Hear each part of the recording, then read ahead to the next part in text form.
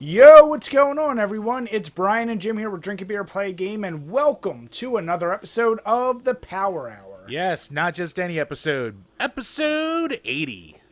How you guys doing? Jim, we are tiptoeing into tulips towards 100. Yeah, I mean, we should hit that by maybe end of the year. I think we can do it. My math is right? mean- Probably isn't. I mean, your math is way off on that. Details. Because, you know, it's just 20 weeks, start of September. Yeah, borderline. It's all right, Jim. Good thing you're not in any departments that require math. Borderline. So, Jim, wait, before we get into what we're playing and drinking, we had you over yesterday. Why don't you tell the people how you did in some Atari against me? I lost, Brian. I lost very quickly at Warlords and Nailbiter and, shit, what was it? Air-Sea Battle. Air-Sea Battle, yep. Yeah, the Warlords, you went out pretty fast. Yeah, I had a rough go with that one.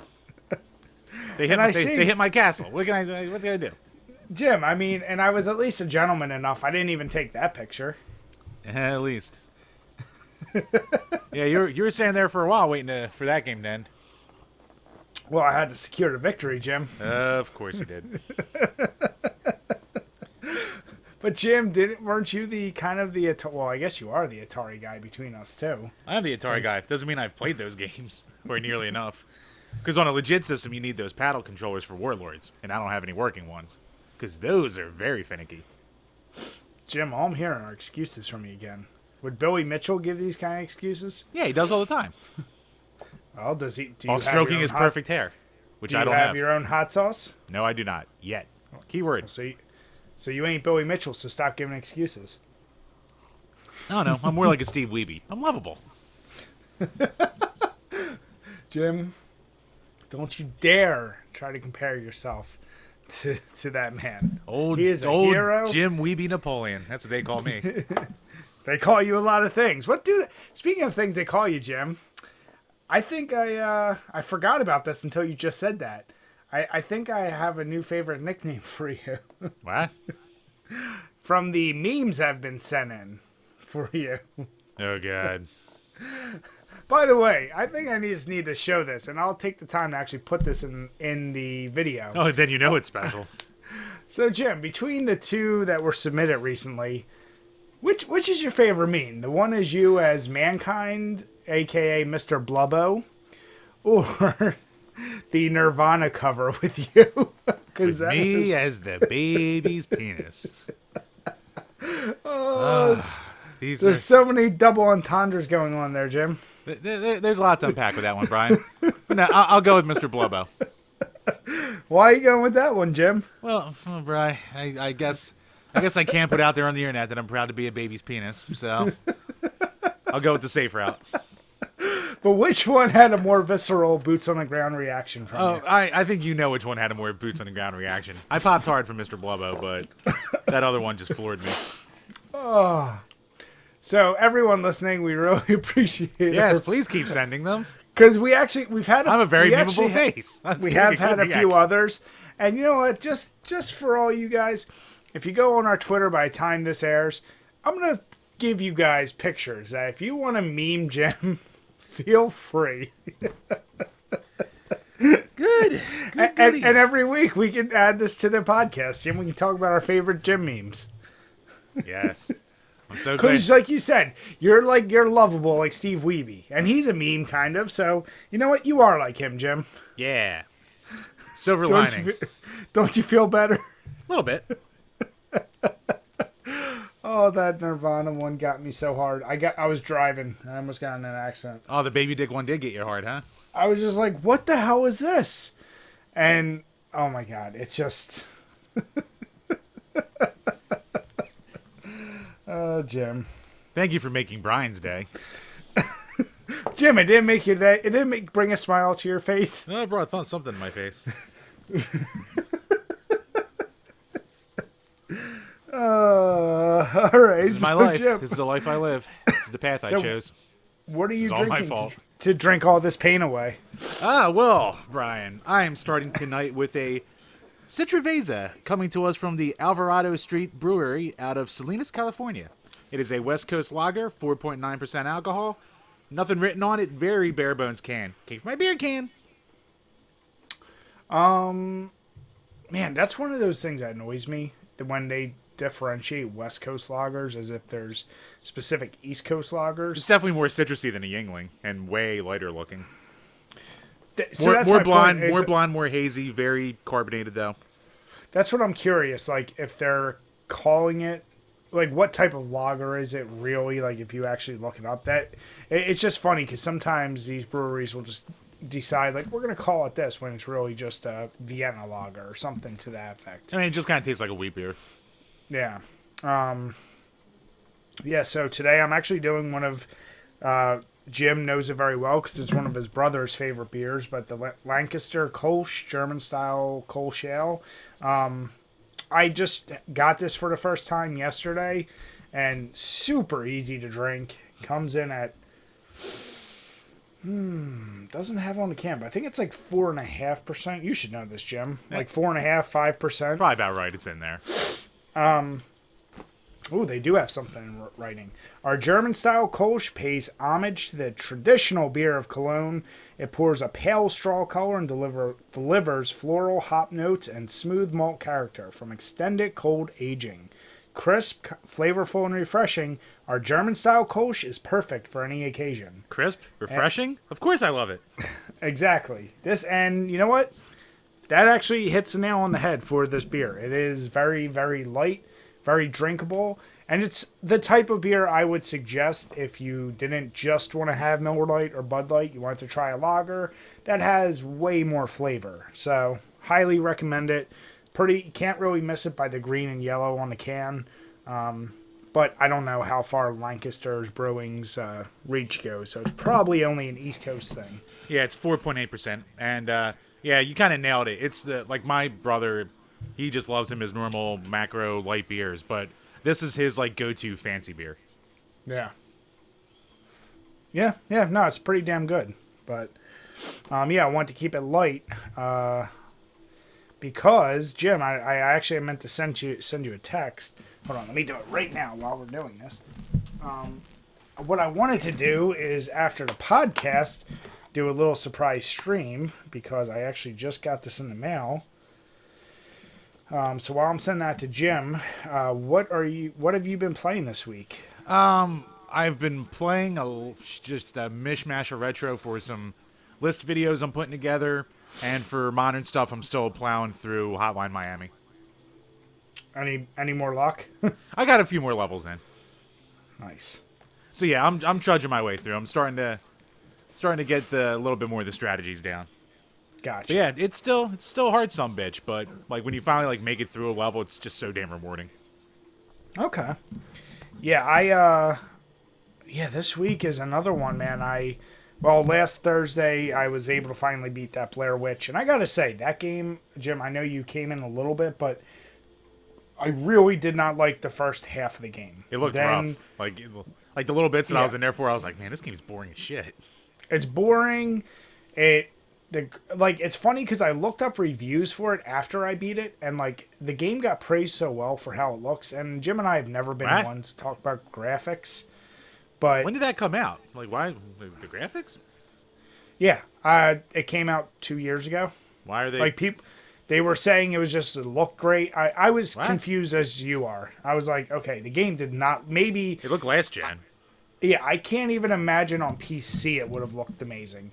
But what it did do very well, once you got to the house, and this isn't a spoiler, but once you get to the house, then it got really interesting. It felt like what you wanted it to feel like. And, going through the woods at first, I was like, it's kind of cool. But like Jim said, it was boring to watch, and it was even more boring to play. And it was just like, that last half was like, it almost redeemed it. I won't say it's a terrible game, but I wouldn't recommend it. So I was happy as shit to beat that. Then I just, once again, kept right along with playing more Dead by Daylight. But Now I think you did get the text. Yep. So the new game I will be playing, because it did just come today, and I'll hold it up. I did get Avengers, and I had to go PS4 with the bullshit they pulled. I don't like it, but you know what? Since I have both You're systems, supporting the AAA industry's raping of the dominant consumer. well, On that note, I bought Mario's 35th anniversary. there you go. Yeah. Yeah, so for those of you who don't know, and I'm sure most of you do, Avengers on the PS4 is the only one that gets Spider-Man because obviously Sony still has the deal for the rights to Spider-Man. It's very shitty, but you know what? I said, fuck it. If I'm going to get the game anyway, I might as well get the one that has Spider-Man because there's not really any plans in sight. So I think after this podcast, I'll probably stream that tonight. Of me playing through it because it's a game I was really excited, and it seems like it's getting pretty decent reviews. So I'm gonna be playing the shit out of that this week. Cool. Yeah, I mean, it looks fun enough. It looks like Ultimate Alliance, but not as good. So we'll see. Well, everything I've seen about it, the nice thing is, You can play as Kamala, the new character girl with the big arms. Yeah, it's basically Mr. Fantastic. Yeah, at least if you're gonna introduce someone, give her a completely new, unique superpower. Right? What Don't if she's give her- secretly a Super Skrull? That's possible too. That would be kind of cool. Then I would be all about it. If she had all the powers of the Fantastic Four, you know what, Jim? Then I'd appreciate it. She probably won't. She probably won't. But here's the deal. I don't know. I'm like, whatever. They gotta create this somehow. Create an original story. But the better thing I like is everyone who I've seen reviews for said that every single superhero truly plays like its own style of game. So it's not just like a palette swap with a few things. Like, I loved Ultimate Alliance and X-Men Legends, but honestly, the people you chose between, it was just really like, are they range, or are they this? Are they this, or are they that? There wasn't huge differences. Yeah. Whereas here, they are completely huge differences. So I'm excited to see it. As I'm playing it, I'll let everyone know my opinion. All right, sounds good. So yeah, well, by the time this comes out, you'll have already streamed it. But stay tuned for more of these streams. Yeah. So Jim, get tweeting. Yep. I'm getting on it. Brian's distracting me from my craft. Damn it. But before we move on to our Patreon questions, it completely slipped my mind. We want to once again say thank you to Alex, the SNES Drunk, for once again coming on our episode last week. We had that first episode with all the technical issues, but we rounded it out. We really appreciate him coming by. It was a really good time talking to him. And in the future, I think there are going to be plans for us to go on his podcast. And I'm sure he'll be a guest we have back in the future because it was a very nice guy to talk to, very down to earth. And, it's nice when you meet people like that. Yeah, super approachable, very good guy. And yeah, thanks again, man. Thanks for coming on for 2 weeks in a row and taking your time out to do it.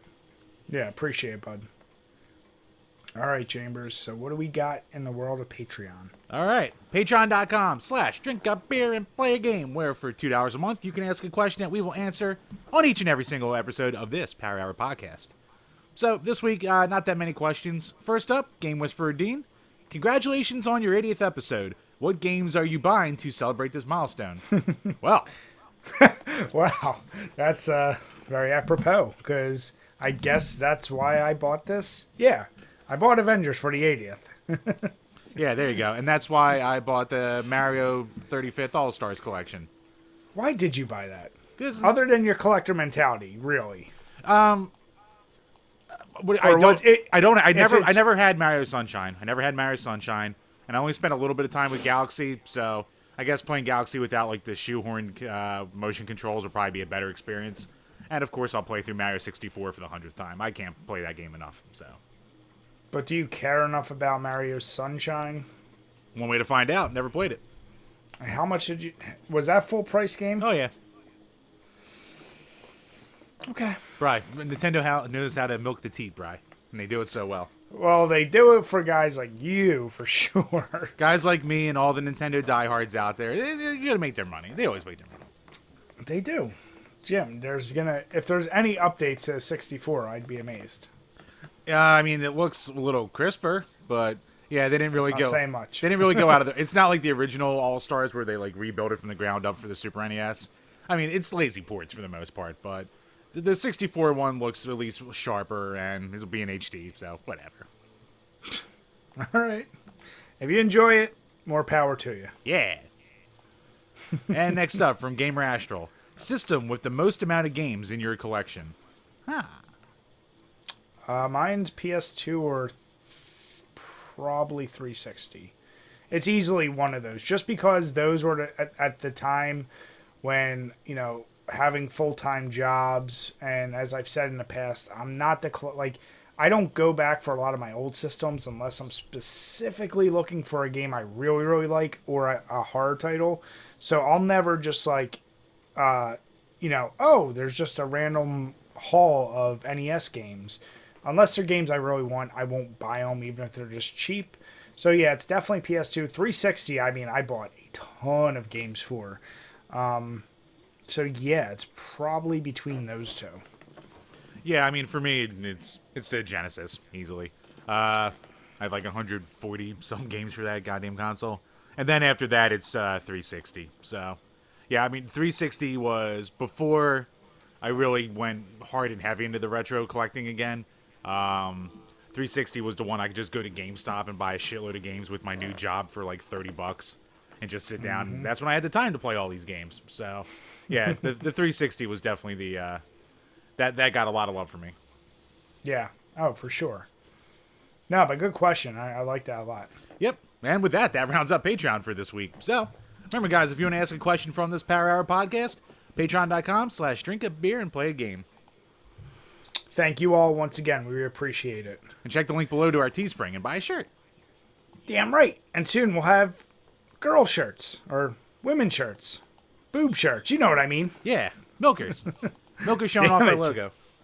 Jim, don't say milkers. That's offensive. It is? Oh, I thought it was a compliment. What if there's non-milkers out there, Jim? Milkers. I don't have a witty transition for this one, but it's goddamn hilarious. Right. We go from milkers to chads, using more internet terms. Because yeah. A man known as Chad Little decided to save his house with no water, nothing available, in the midst of all these California fires. So he used some Bud Light. He sure did, Jim. And it's very interesting if you read the article, because this guy, he doesn't have the best amount of luck when it comes to fires and his home or his shops. His home had previously been burned down, and he was having issues with insurance getting a claim in. So he figured he wasn't going to be able to put a claim in for this. And this was at his shop, where basically a loose nail must have knocked a can that caused an ignition. But by the time he got there, he figured the only way he could stop it from spreading is, I don't have any water, but I do have a 30-pack of Bud Light in his truck. And he started shotgunning beers. Well, first he started just shaking them and spraying them, and he's like, oh no, I'm using these up too fast. So then he had the bright idea to use a nail and to start, like you said, shotgunning them and spraying them at direct spots. And there's nothing, I mean, the picture it's a classic. And honestly, and we'll get to what Bud Light said, but it shows this shop, like the burn marks look pretty damn bad. Like it's about to get a lot worse. And there's just this open case and all these empty Bud Lights right next to it. It's pretty damn hilarious. I mean, luckily, I hope he didn't have too much damage and he gets his shit taken care of. But Bud Light responded by seeing this story and wrote, adding part-time firefighter to our resume, when they were tagged on Twitter, which that is the way you do Twitter as a company. Yep. Like KFC, not KFC, Wendy's, they have one of the best Twitter accounts because they respond to people in like goofy fashion. But this is pretty damn good too. And if I were them for their next ad campaign, I'd blast this picture up, be like, Bud Light, saving one shop at a time, or some goofy shit like that. It's hilarious. Yeah, for all the people slamming the, it's basically water. Well, guess what? Our beer puts out fire, so fuck yourself. Well, Jim, I mean, he did class it up. He didn't use your kind of beer. He didn't use Keystone. Well, he probably had Keystone that he knew he had to save because it's a better beer than Bud Light. Oh, don't you dare, Jim. Oh, I dare. Don't you dare. That is a falsity if I've ever heard one, and you damn well know it. I done duded it. Ah, that's a dirty thing you just said. But no, that's a great story. Yeah, and check the link. For very fair warning, it is a very political website, but it's a random beer article I found. So, oh wow, actually I didn't realize as I scrolled down as you said that it is. I didn't notice it on mobile. I'm looking at these banner ads and I'm going, did not expect this. It is. It's the westjournal.com. So God knows what that is. take it as you will. Don't care about anything else. Just read the article because it's an interesting article. But no, good catch on that one. Oh God. Jim. Now, you know what's funny? So Jim has a reoccurring bit that he brings up, the whole gamers mad, and we do have a separate topic. But you could honestly this could go into this that one. We almost double dip. You know what? Fuck it. I'm putting that in the description. We're double dipping this week. We're double dipping gamers mad.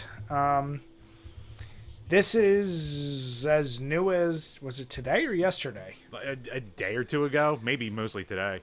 Okay, so it's September 7th right now. Happy Labor whatever Day. day. Yeah. Thank you, Jim. Yeah. Whatever day this actually came out, I'm sure a lot of you are aware of it by now, especially if you've been following, but the Cyberpunk 2077, who have for, I'll just say... At least the last year. At least a year. We won't do DLC. We don't believe in microtransactions. Da-da-da-da-da. What are they doing, Jim? Well, Bri, looks like they're adding some microtransactions to the game. After all their huffing and puffing and blistering and blustering. They just... So, the story goes, as a lot of people know, people have been hyped for this game for a good couple years now. It's from CD Projekt Red, people who do The Witcher. So it's got a backing, it's got a loyal fan base, and it's been delayed a couple times. And at this point, people are like, at first it's like, okay, Chrono, whatever, I understand. People are getting impatient, and now people are getting mad, because now, to be fair, at least to what I saw before, the DLC they have planned isn't for the single-player part, it's for the multiplayer spin-off that they're doing for the game. But still, okay, the point stands. There's still going to be DLC. And that doesn't mean that they can't throw it on there eventually, because, like this article here says, they're going to be doing more DLC than they did for The Witcher 3, but they're going off that model, basically. Yeah, and The Witcher 3, I mean, in fairness, that's another one of those games we've said has lasted a really long time. I mean, it's an amazing game, but it's lasted a really, really long time by putting DLC to it, which is something I actually prefer if you have a really solid base of a game, right. If you just keep releasing stuff. Right. But putting that aside, this is the God, definition of eating crow. And I don't know why these goddamn developers at this point, we're not developers, but as Jim and I are people who understand deadlines and getting shit done and the need to get shit done and making promises because you have investors, da-da-da-da-da. This game was already facing major delays. I think at least a 2-year delay, right? Something like that? Yeah, something about that. So it's already way behind schedule for when it was supposed to be released, when it was announced, all that. And now you're like the one thing you stood on, you're going to fall on your sword for about not doing DLC. You fall back on, I almost wish you underpromise and overdeliver. That's the number one thing you learn about anything when you manage a project or you do anything of the sort. These developers constantly, we saw it with No Man's Sky, we see it with this, we see it with almost every game that gets way too much hype. They can never live up to the hype, and they always come back on their promises. Not saying that the game, it could be the greatest game of all time, who knows, but the fact that this is all tied now to your release, it's not going to be a good look. Moving forward, I really wish developers would do a better idea. I know you need to generate interest. Keep some shit to yourself. Keep the game and when it's going to be released until you're really sure shit's ready to go. Stop kicking yourself in the ass because now a lot of people... Build hype, you cuck. Be a marketer. No, you got to surprise them at the end, Jim.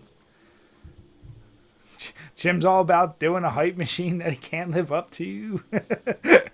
Build up expectations and disappoint after. I'm very good at that. It sucks. I mean, I don't like it because it's just I wanted that game to. I don't even know if I was actually going to get that game until it was cheaper, but I wanted it. It looked like an interesting game, and now it's like marred with all these issues, and it's a shitty look. It goes back to what we talked about just last week. Like games probably should just be more at this point. Like stop dicking around with the DLCs and the microtransactions. Just make them $80. Because so many of them come out anyway with versions that are that much. Just do it right off the bat and don't include anything like after the fact. Or like figure out a pricing model that works. That doesn't seem like a blatant ripoff is all I can say. Would be nice. Yeah, I mean, not much more I can add to that. It's just one of those things where you're getting penis-y, kid. You're getting penis-y with your little... Oh, we're not doing any of these microtransactions. And then, surprise, fuckers, your game takes longer than you expected. So, what it says to me is that they're in more trouble than they're letting on. Like, if you're blustering this much and then you go, sorry, we're doing it. That means with all these delays, there's bullshit going on behind the scenes. It's probably a nightmare to develop for right now. And yeah, they're like, oh fuck, we're gonna need to make some money back on this bitch. So. It's also kind of weird that they're putting this much effort already into a multiplayer facet that they said isn't releasing until like middle of 2020 when people were just looking 2021 2022 I meant sorry. Yeah, okay. Yeah, it's like a year and a half away to 2 years away. Oh wow. When they're still not even done with the single player game that they've been hyping for all this time. So it's like, oh, you bit off more than you could chew, didn't you? That's once again, under promise, over deliver. Don't do the opposite. Sucks, but you know, these developers don't seem to learn their lesson. Wait a second. Like you said, under promise, over deliver. Right, that's what you want them to do. No, that's what I just said. I No. said you should under promise and over deliver. Oh, that's but what they you do should the do. opposite. Oh, yeah. Yeah. No, but what kills me is going back to my price point. So like I just asked you, how much did you pay for that basically reskin of old Mario games? You said $60. It's probably not truly worth $60, but this idea that like a new game, no matter what it is $60. You and I have talked about it. Like how many times have we played games? It'll probably be more in this next gen, according to some reports. They're saying they're going to be boosting it to 70 or more.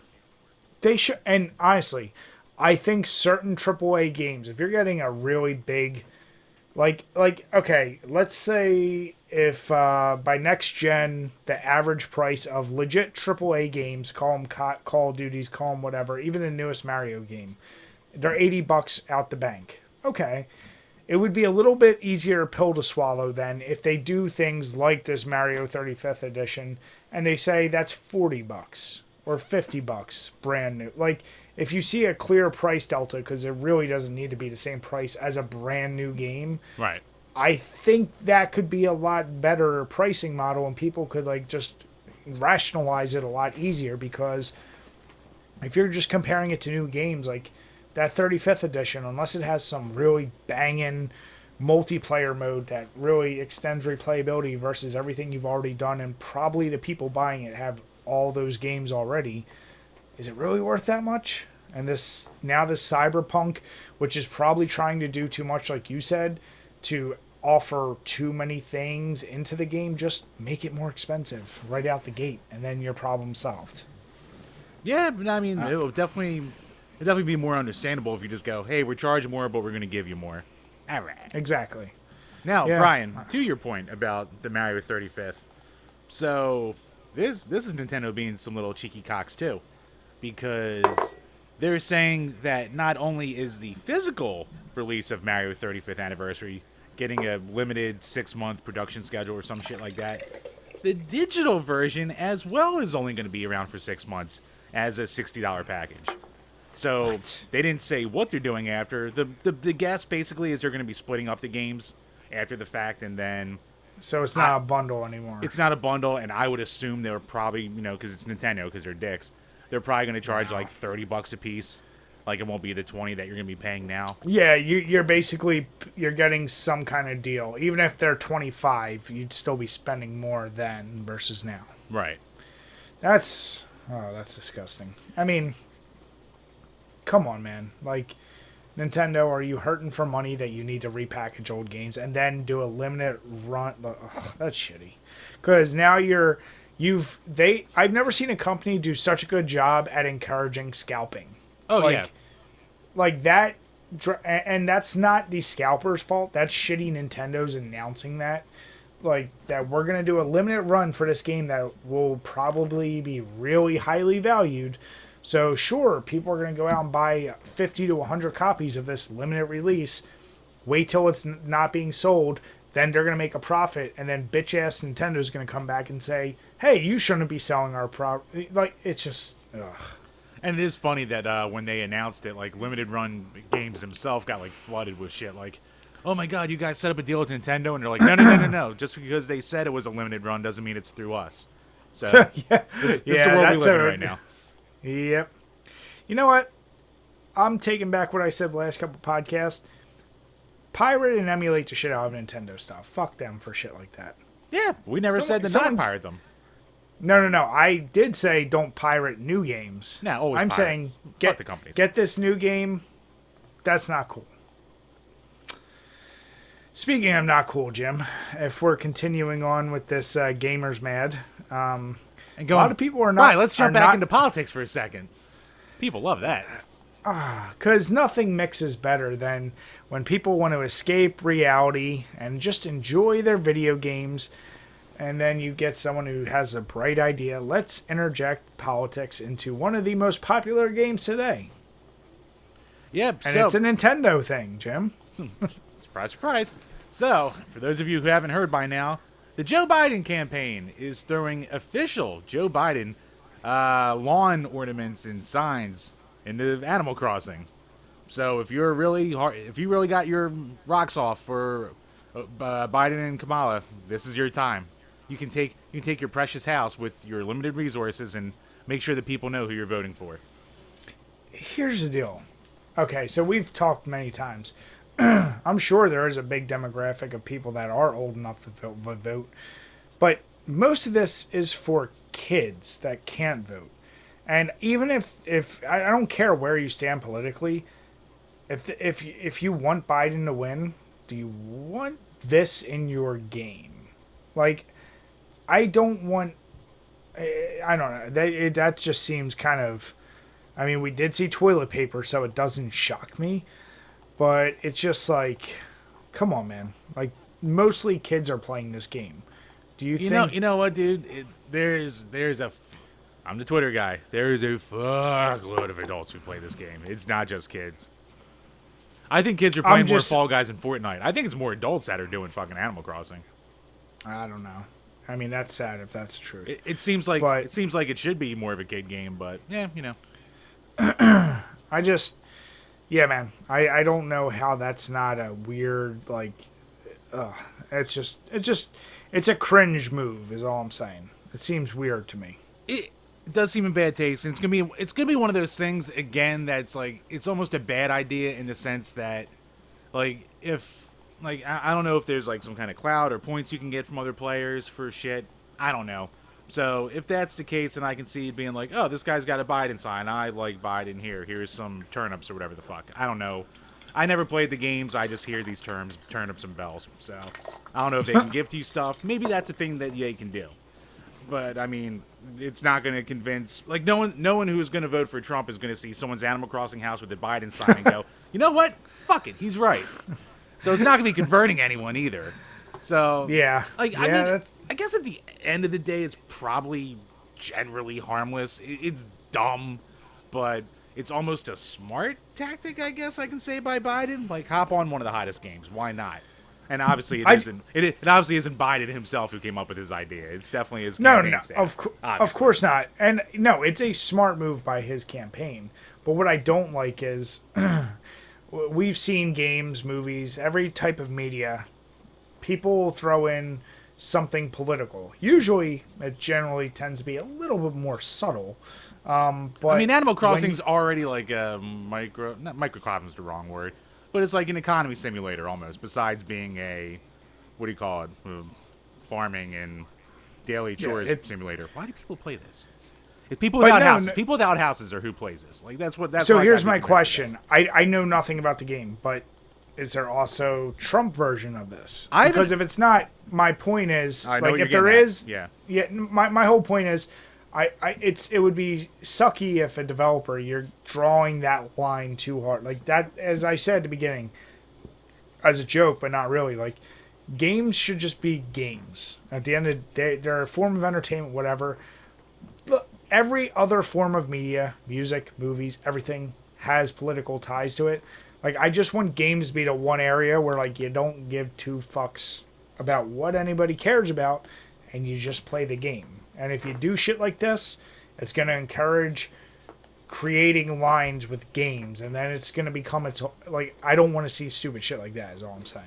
Yeah, I can see it. I mean, it's an easy thing to go like we say all the time. Like games are, as they evolve, they're always more. People are caring more about their fucking stories in their video games. Which, as I say all the time, stories are the worst part of video games. But politics not, and stuff like because- that, they are. But politics and They're shit not. like that is an easy way to, it's an easy thing to build a story around.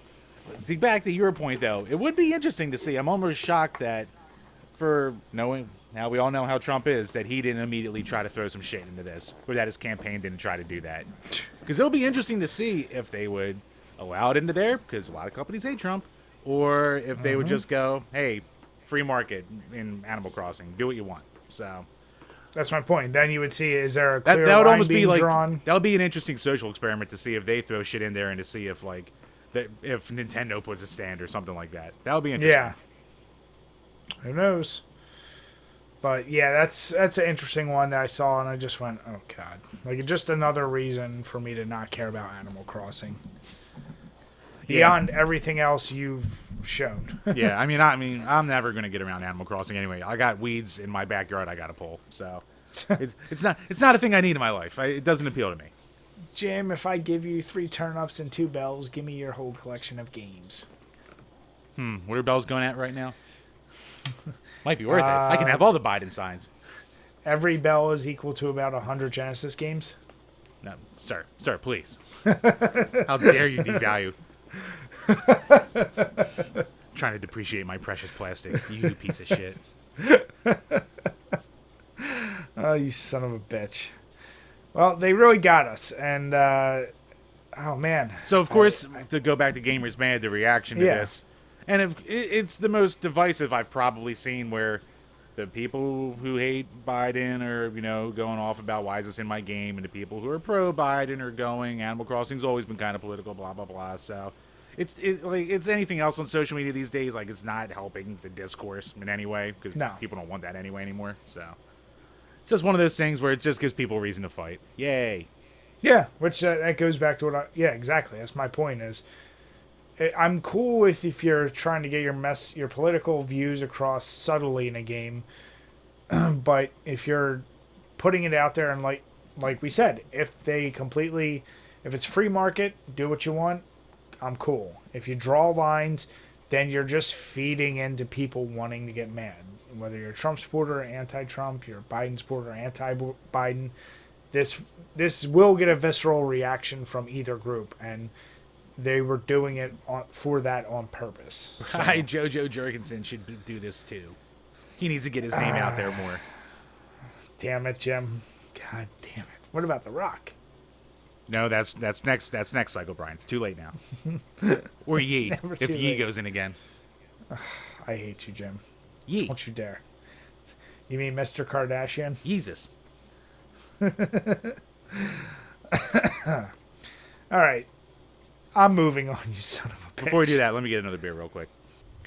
All right, and we're back with more beer and a couple more topics for you guys. Jim, how did that West Coast Lager treat you? I mean, I'm going to struggle to not be as generic as I normally Oh, am. just be mean to it, you fuck. I'm not going to be mean. Just say it was just fine. say it was boring. It was fine. There is nothing special about it, but if you're at this brewery and you want something light to drink, go for it. It's fine. Perfectly fine. Jim, they're never going to see this podcast. Just say you would never buy it again. No, I would never go out of my way to buy it again, but if someone hands me one, I'll be like, oh, okay, I've had this before. But Jim, It's you fine. would do that I'm with not, anything. yeah, like, what am I going to import this from the fucking West Coast? I'm not, so. Sir backtracks, sits on a fence. Just have an opinion. I'm not opinion. going to say a beer's bad if it's not bad. There's nothing bad about it. It's fine. All right, It's name a not bad special. beer. That sea salt and lime one I had a couple weeks back. That was a bad beer. All right, because you kind of fence road on that one too. No, I said I didn't like it, but if it's your thing, you'll probably like it, but it's not for me. See, you walking it back. Just say it's shit. Say it sucks. I said I didn't like it. Stop walking it back. Look, Brian, fence sitting is boogie. I'm not boogie. You basically are. No. You're little bug. No. You're little bug. Oh, now I got an idea for a new meme for you. Oh, great.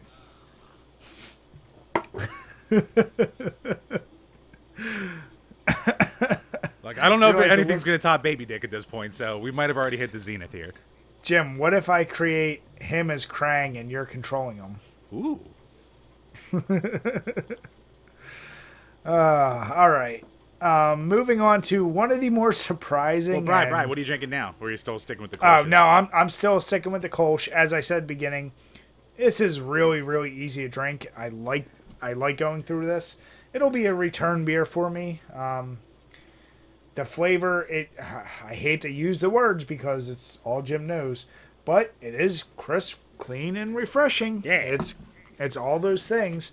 Has way more of a pine and like the slightest bit of citrus compared to other typical lagers, but that's like kind of what you'll get from any Kolsch style. So I don't think that's really just a Lancaster brewing thing. So yeah, I can't recommend this style enough if you want something that's drinkable with a lot more flavor. There you go. And next up, I'm going to be drinking the Georgia Special Chocolate Banana Walnut Stout. I feel like you've been having a lot of random chocolate shit recently. They've been putting a lot of chocolate stouts in these boxes. What can I say? So it says inspired by our friends at Dewar's. I have no idea what that means. Comes to us from the Team Bloor Brewing Company. Team Bloor Brewing Company. That was hard to say. Out of, it's probably fucking California. Bakersfield, California. 6.5% alcohol by volume. So, yeah. So did you say this was aged in whiskey barrels? No? Because no, you said inspired by Dewar's. That's Is that a whiskey? what it is. It's Oh. Scotch whiskey, yeah. Oh, I'll be damned. So it's Scotch. So I'm not sure why it's inspired by them, but okay. Doesn't say anything about it, and right now I'm not really getting the banana. Maybe a little bit of the walnut, but yeah, I'll give my review. Nice. All right, so Jim, what is debatably one of the most popular Super NES games and probably always referenced as having one of the best soundtracks on the system? Turtles in Time? No, Jim. I'm going to let you guess again, you son of a bitch. I know what the answer is, and I'm being a dick. Yes, it's I know Chrono you Trigger. are. Yeah, so something neither Jim or I knew before we knew minutes before recording this, but it certainly does have a great soundtrack. And as we had with the podcast with our buddy Dan from Console Wars, it's one of his favorite. There's so many great tracks on there. We don't need to go through them all. But did you know that one of the soundtracks specifically for Robo is inspired by quite a infamous song, Jim? One of the oldest memes in the book. Yeah, it's Rick Astley, Never Gonna Give You Up. And I know you might think that's crazy. The links are below, but you listen to it and you say, okay, I could definitely hear it. Maybe you would think it's a stretch, but apparently, and I'll try and find a link to put in the thing below, from the things I've read about it or listened to about this, the producers themselves said they thought it would be funny to put this song in the game a decade before it was funny to do the whole Rickroll shit. The original Rickrollers. They really were. And, yeah, because that song came out, when did that come out? Was that late 80s or early 90s? Late 80s. Was it? Okay. So, yeah, the song was presumably a couple years, 5, 6 years old, but somebody must have listened to that, thought it was funny as shit, programmed it just a slightly bit differently, and throw it in one of the most well-known and favorite soundtracks of a Super NES title. This one is pretty clear to me, but what did you think, Jim, when you heard it? Oh, the second I heard it, I was like, holy shit, that's a direct ripoff. There's no subtlety here. I almost embraced the ballsiness of it. Yeah. It's, they went for it. They sure did. And I'm actually amazed.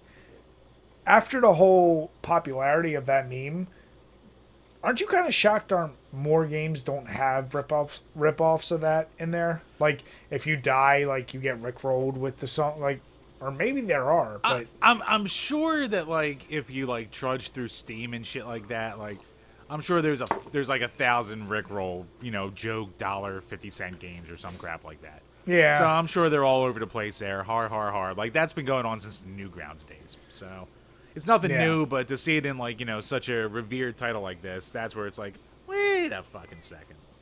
Yeah. Yeah, that's definitely a unique one. This brings me to a question I had. So I was thinking about this. So your favorite game Why is it Never Together Forever that's in more games? I agree. That is a good song, too. Possibly a superior song. Don't you dare.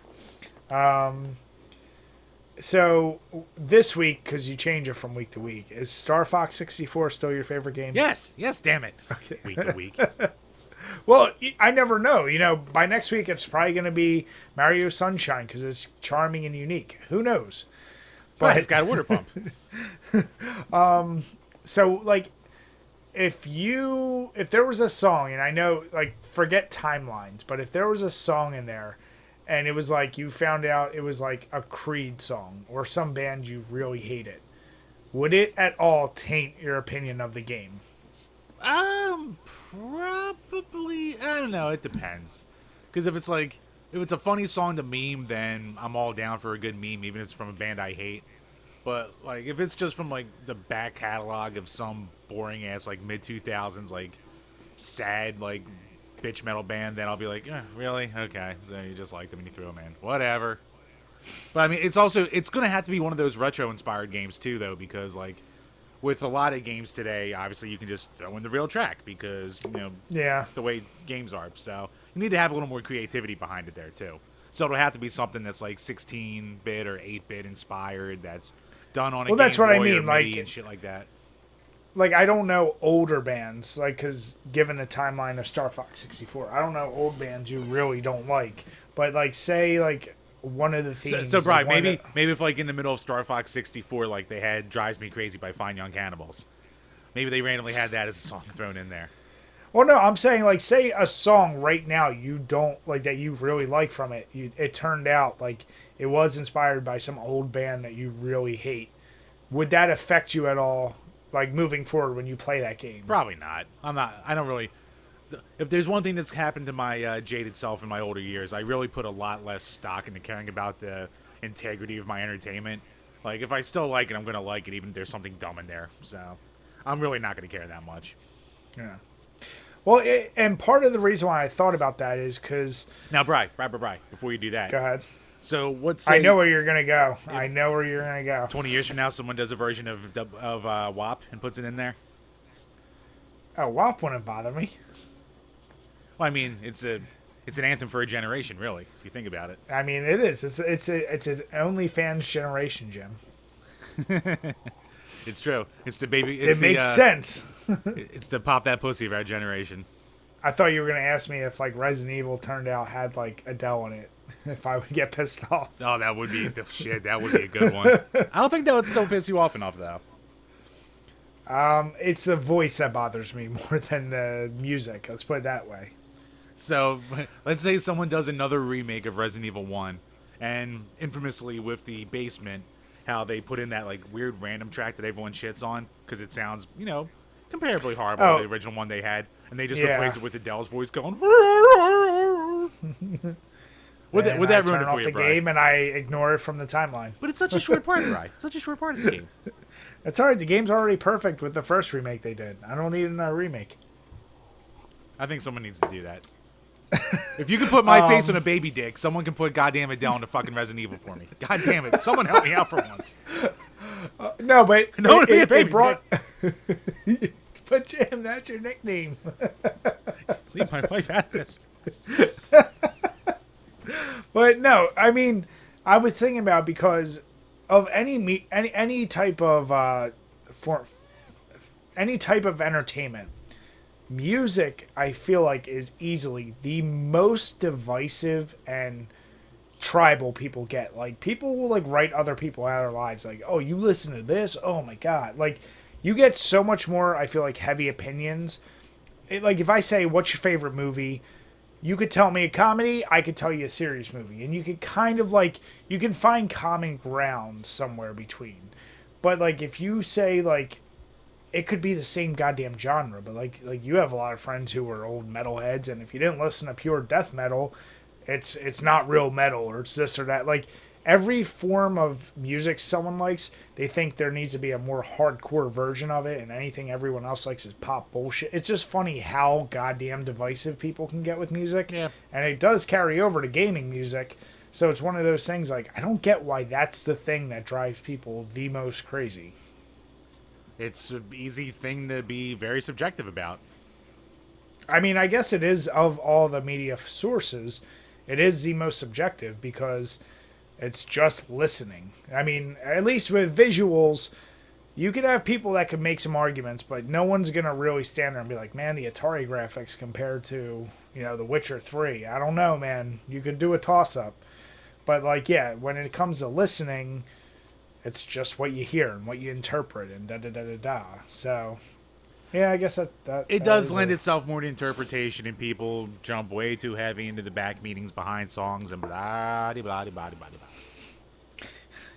Jim, we know you. You don't like games and movies or I'm sorry, you don't like stories in games or movies. So I like stories and movies. Movies need stories. No, we talked about that, Jim. You still tend to like just like ha-has. What's wrong with the ha-ha? We need more ha-has in this world. Everything's too serious. So I don't take you as a... I'm going to listen to this record and really think about the meaning of the words. You know what? I am not... I've never been a lyrics person. Exactly. And that's your prerogative, Jim. Hey, I chalk that up to me, being a drummer and listening more to the rhythm the whole time and concentrating on that. Okay. Lyrics can get beaten into my head if I listen to it enough. It's fine. Write your little introspective songs. That's fine. I feel like if I asked you even some of your favorite songs, I was like, what does the song mean? You'd be like, I don't know. Yeah, probably. It's all right, Jim. I'm not going to try and be a hypocrite. You like what you like. See? Very underhanded. Nice. Very underhanded. How is it underhanded? I just said you like what you like. What's underhanded about that? Uh-huh. There's a tone. There's a tone there. Jim, you like what you like. See, I'm doing what you wanted, Bri. I'm taking meaning behind what I'm making my own. Yeah, see, you're interpreting what you're saying. There you go. See, I can be deep. Fucking prick. Be surface, Jim. Be the baby dick you are.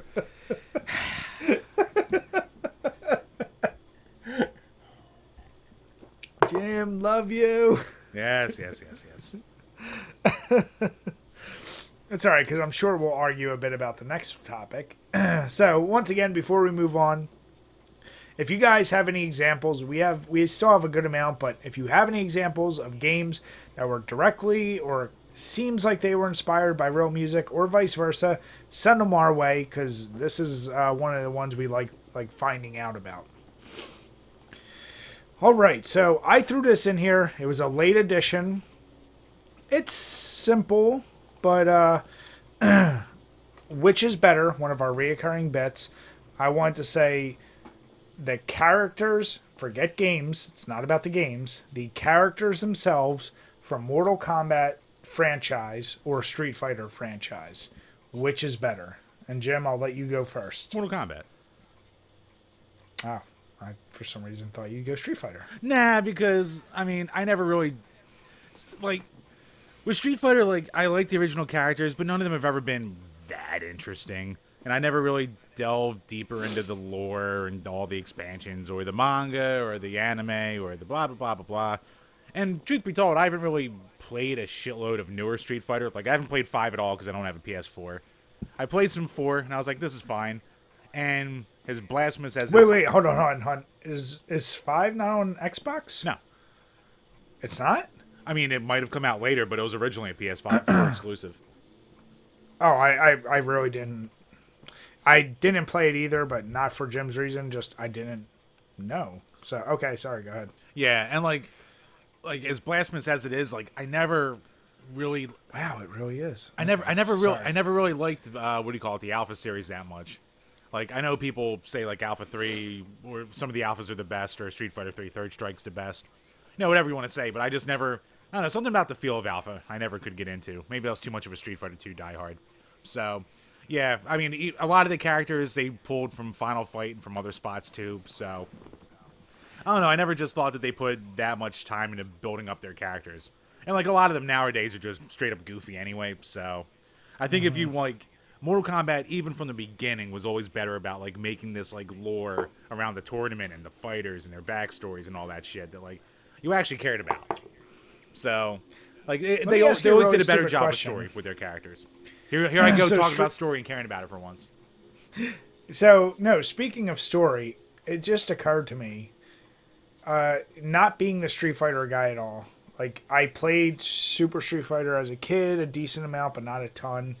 I played like 1 or 2 of the alphas, and that's basically I stopped. And maybe some of the Marvel versus Capcoms, but like no actual newer Street Fighters. From Street Fighter 2, I realized I never really thought of story with that because they offer so little. Isn't it basically like who's the best fighter in the world, and that's the premise, like period? Basically.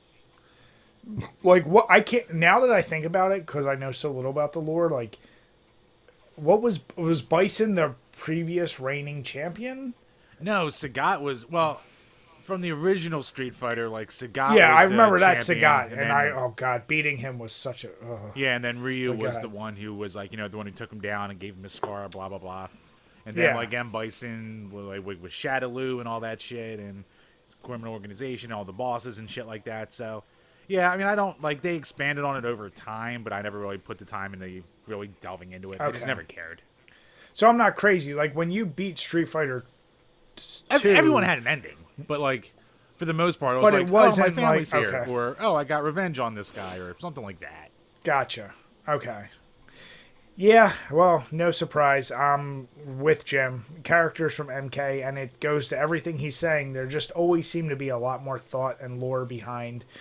They weren't just a tool to use with game mechanics. They were, you get invested in like what they were, like, the backgrounds, and just the leap from 1 to 2, and then going from 2 to like with the Sub-Zero twist of it was his brother and he became Noob Saibot, and this story between him and Scorpion and Liu Kang and Shang Tsung, like it felt like any good book that gets translated into a movie or whatever, it felt like someone took so much time to develop the thought of the characters and why they're doing this.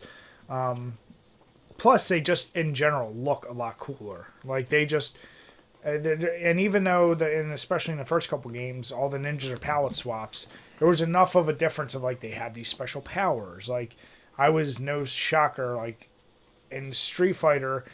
I was like, oh shit, Blanca and Vega, they're like the coolest characters. Blanca's this weird monster that shoots electricity, or, generates electricity. And Vega is this kind of like, you almost call him like a Boba Fett character because there's a guy behind a mask that climbs up with this claw. And it was just, I liked the more mysterious. And then everybody else was like, oh, karate guy, American karate guy, boxer. Like, no one I cared that much about. Whereas with Mortal Kombat, I was always like, ooh, what's the deal with this and that? So yeah, I'm very curious if there's anyone keeping the feelings of the actual gameplay out of it. If you would argue that Street Fighter characters are better. Look, Brian, one has mocap and meat, one doesn't. So it's game over, really. Yeah. Well, it's funny because I retract my one statement. I think for one of the Xboxes for games with gold, I did get 4, and I remember, like, let me just go into it and see. They definitely had some goofy characters, but like you said, a lot of them, I'm like, wait, isn't this, like, the fat guy from Final Fight? Or, like, from SNK or like some other previous fighting game, and I'm like, they're just recycling really old characters from other franchises. Like they didn't even add that many more new characters to their roster. Whereas Final Fight died so Street Fighter could have more characters. yeah, like I look at Mortal Kombat, you look at the roster and the amount of characters they've added over the years. There were a lot of really bad ones for sure, but they've added some pretty good ones too. So it's also cool to see how like they'll like now that we haven't gotten to the reviews yet, but like I've played through in the last couple months Special Forces and Mythologies, and it's cool to see like with 9 and 10 and even 11 how they've pulled some random ass characters from that and put it into the newer games with like actual stories. Yeah, like characters you thought would just be like some stupid one and dones. They're like, oh, you know what, let's pull this guy out. So it's cool fan service there. Yeah, and that's like, you know, one of the best things I liked about 10 and 11 was the addition of those crypts where you unlock more and more lore and you find out more story and like the background and whatnot. And I feel like you're never going to get that with Street Fighter, because that's not, Street Fighter is like the player you are, the look of them, the feel of them. It doesn't matter. Like, I feel like Street Fighter, you ultimately pick the play style that's going to get you the win the most versus who you think looks the coolest and has the coolest story. Which MK, you're probably picking more for that reason. Yeah. So, and what do you call it? Like, this goes back to one of, like, probably within our first 10 power hours, like, when Street Fighter V first got released, and it was really just, like, bare bones and only for the pro scene to start practicing with the characters before they actually added content to it. And there's that whole kerfuffle. So, yeah, they're definitely geared towards different audiences in general. Yeah, exactly. So, I'm very, very curious. So, legitimately, like, if somebody can make a really crazy argument of why Street Fighter characters are better, let us know, because we disagree, but willing to hear you out. Right, you see Chun-Li's boobies in the anime movie. She's better. I'll take Sonya over Chun-Li, Jim. Not new Sonya. Not new Sonya. I don't know. Chun-Li's pretty dummy thick, Bri. I don't know. I'll take Melina if she keeps that mask on. I don't even need the mask. Damn it, do Jim. it for the story. Damn it. Don't get your dick bit off. I don't know. Might be worth it. All right, you motherfucker. As we round out this episode. So, you introduced this one. Well, Bri, it's another one of our favorite recurring segments on this show. Overrated, underrated. And we're going with the controller. We're going with some hardware this week. Bri, the Wiimote. Is it overrated or underrated? I'll let you start. Overrated by a fucking mile. I'll let you start. For the simple reason that everyone that's like, oh my god, it's like almost perfect. I did play enough with it to know it definitely was not perfect. You needed to perfect a very specific pattern of how to use it in order for it to respond correctly. Some games it did very well. Like some shooter games, it might have been pretty damn good or like much better than any other peripheral at the time. But for the most part, like Wii Sports was a perfect example of like, you just had to figure out the easiest pattern to like move it for bowling or boxing. And it wasn't about capturing true motion. It was just about memorizing like the way that it reads the remote. So people would get quote unquote good with it by just knowing that it couldn't read full motion yet. So it was that weird point of it couldn't actually do full motion the right way. And people were like, this is an amazing remote. It's not. It's goofy to hold. At best case, it's a way too skinny remote in your hand. And, you know, you can attach it to a million things, which is one of the reasons why I really don't like it and it's way overrated, is because it was basically just a plug and play for other things to buy. Like the nunchuck and the steering wheel and like it was just a way to sell you more shit for a controller that wasn't complete. And yeah, the D-pad was a joke on it too. So it was just a shitty thing. The only good thing I'll say about it is it was, from what I remember, well, maybe it's only because I'm remembering it when it had cases, it seemed to be pretty durable. But outside of that, yeah, it's definitely overrated. People just, anyone who says it's underrated probably just perfect it like the way to use it in bowling or other simple Wii Sports games, and we're like, I'm really good at the game. It's like, you're not. You just play too much with it. So I'll keep it simple. It's definitely overrated. Let's hear why it's underrated, Jim. Well, Brian, how dare And wait, how dare you I assume, do want to say how one dare you other assume thing. my answer, Brian. Anyone else who says it's underrated probably has a baby deck. So go ahead, Jim. Classy. But, yeah, no. ahead. See, it's weird because I don't see people saying it's a perfect controller like you just said. I don't think anyone ever says that. So what are you about to say? I mean, I'm going to say it's underrated. I think more people shit on the Wii than anything else because they're going to bitch about the ham-fisted... they're going to bitch about the ham-fisted motion controls and all the shovelware games, which, valid points. But for what it is as a controller, either on its own or with the nunchuck, I think it's comfortable. I like the way it feels in your hand. And it's that it had that kind of simple design where it could play the more complex games that were made first party for the Wii, but you just turn it on its side, and it's also that perfect gateway drug for retro gaming. Like, besides the angry video game nerd, I think the Wii's Virtual Console was like the biggest impetus for the boom in retro and the appreciation for old video games that we have today. Because that's how a shitload of people experienced all these for the first time. It's just versatile. It has the speaker built into it for use in like a lot of games there. It's a cool little gimmick that they threw in there. It's got the motion controls, which when they worked well, they worked great. It's just getting to work well because most developers didn't put the time into it. I still say, even without Motion Plus, it's the best version of Resident Evil 4. And then if you want to get more complex with your game and all that, you have the versatility with having the nunchucks, which were, I think, like $20. And in general, the Wiimotes themselves weren't that expensive. Like, you could buy, like, the reason why everyone in the world bought Wii Play for $50 was because you're getting a $40 remote and a $10 game with mini games on it. So a $40 first-party Nintendo controller, which was, you know, especially in this day and age, as rare enough as that is, that's versatile, can be used in thousands of different video game types, and you throw a nunchuck on there, and you can play modern games. So I think, in general, I think a lot of people shit on it because, duh, stupid motion waggle, but it's surprisingly versatile and, like you said, durable controller, because that was the meme for a while with the Wii, where they're throwing their Wiimotes. Guess what? Everything else in the world's getting fucking broken. The Wiimote isn't.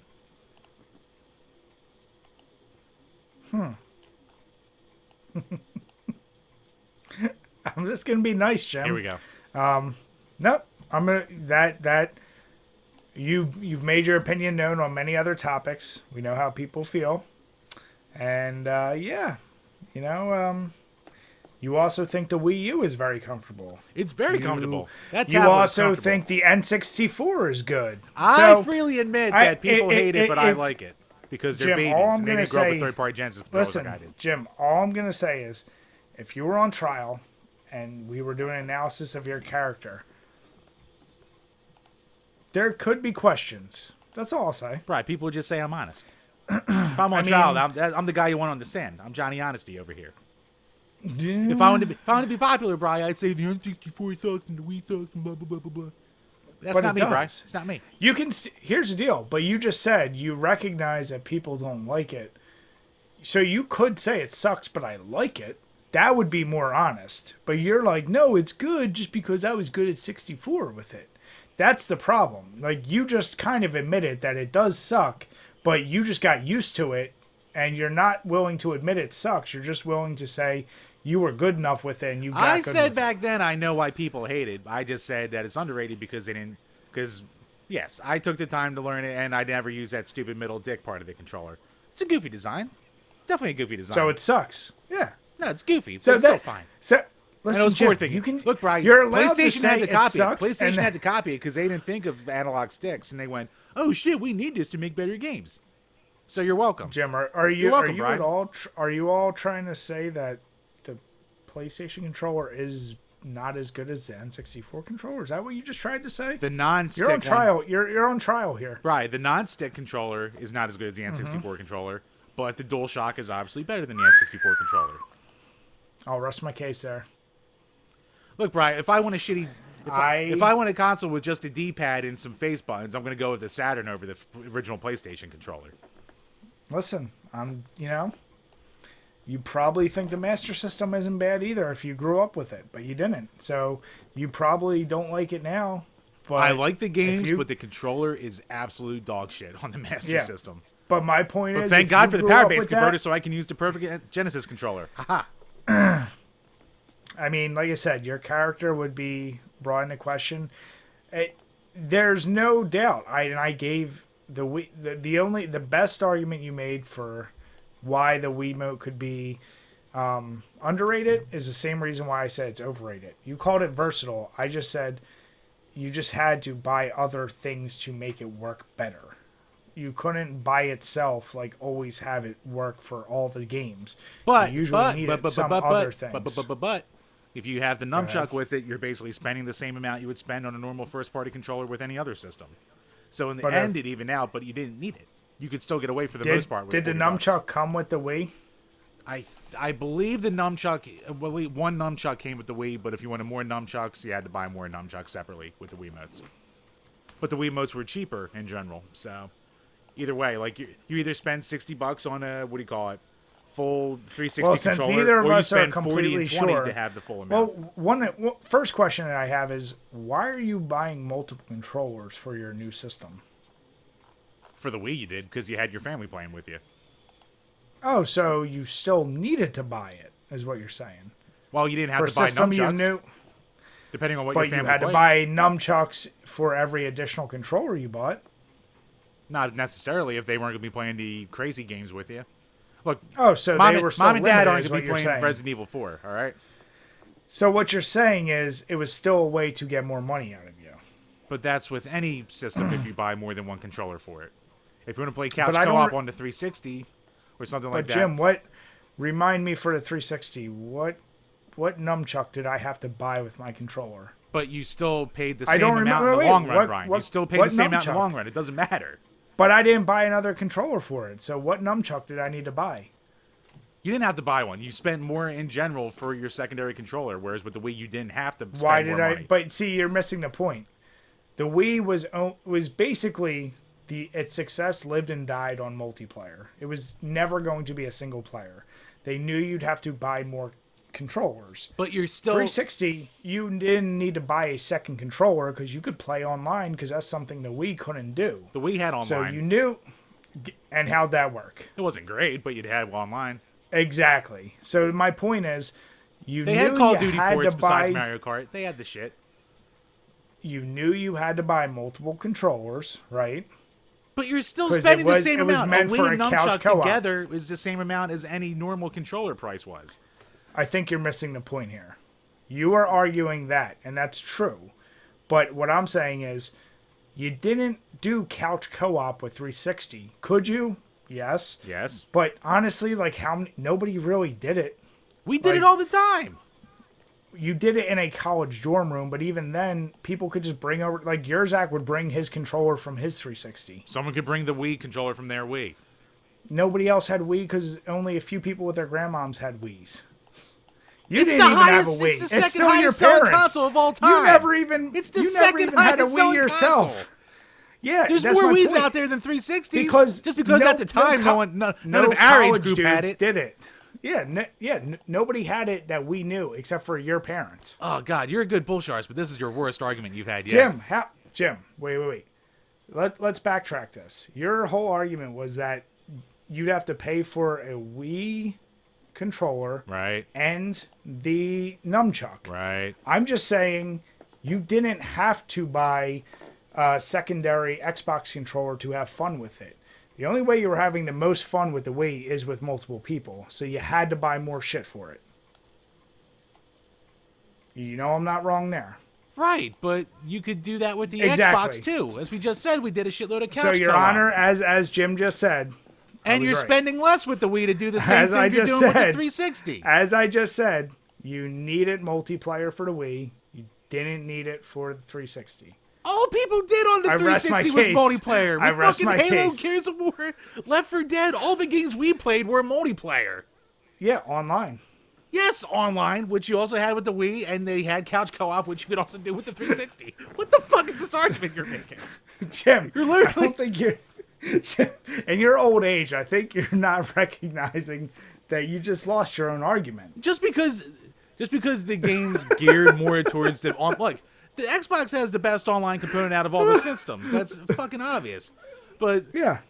we still had a shitload of controllers for our 360s, and fucking people still buy multiple fucking controllers for fucking their PS4s and crap like that. You can, but you don't need to. Was my point. You didn't need to with the Wii either. You could if you wanted to play Come with your on. family, but if you Are didn't you have playing your family Wii you're U playing with, if you're playing Wii by sports by yourself, what are you doing with your life? then you're not just playing Wii Sports. You're playing Conduit, and you're playing Mad That's World, and the you're playing only Mario reason Galaxy. that's it still listen, had its if single-player games. You damn well You're know playing The Last Story or Metroid if we Prime. didn't have Wii Sports, you damn well know it would not have sold. Everyone had Wii half Sports and its came units. with it. It's the best package Exact- game ever. That's my point. That's my point. Oh, Jesus If fucking it's- Christ. So I won. No.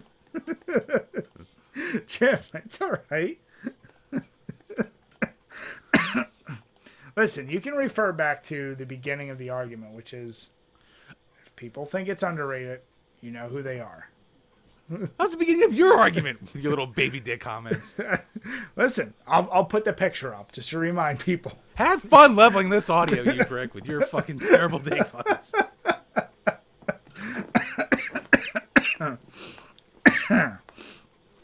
All right, so we know it's overrated, so let us know in the comments below. You started with your argument with everyone says it's perfect. Hold on, Not wait. one person has ever said the Wiimote is perfect. Hold on, my guy. Well, you're arguing pretty hard for it right now. I'm saying it's so- good. I didn't say it's perfect. You're saying it's underrated, which Right. I'm saying that's crazy. Because of God. people like you. Oh, my brains. You simple-minded fool. Hold on. All right, well, my battery is dangerously close to dying, so we just want to say, let us know what you think below of any of the comments. And if there's anything you ever want us to talk about for overrated, underrated, send us our way, just like the songs, just like which is better. But with that, Jim, how did that chocolate banana treat you? It's good, but you know what? If you're like a hardcore Stout fan looking for something different, this isn't one you're going to be going for. Like, I almost got no banana out of it, and I got the nutty flavor, but I was expecting way more flavor from it, so it's a meh. And where's it from again? From the Team Bloor Brewing Company out of Bakersfield, California. Yeah. Yeah, and I got nothing more to say. The Kolsch, try it if you're lucky enough to find it. But like I said, Here's if one you're thing not I'll say East for Coast- this. If you're not a huge Stout fan, then this is a nice one to start with, because it's not overly stouty. Gotcha. All right, with that, everyone, we want to say thank you so much for sticking with us, watching. If you don't already, please make sure you subscribe to us on YouTube, on iTunes, anywhere you find podcasts, we're available. And if you can, please rate us. And if you could, give us the highest rating, but then bash us in the comments. And with that, we want to say thank you once again. Good night and cheers. Cheers, guys.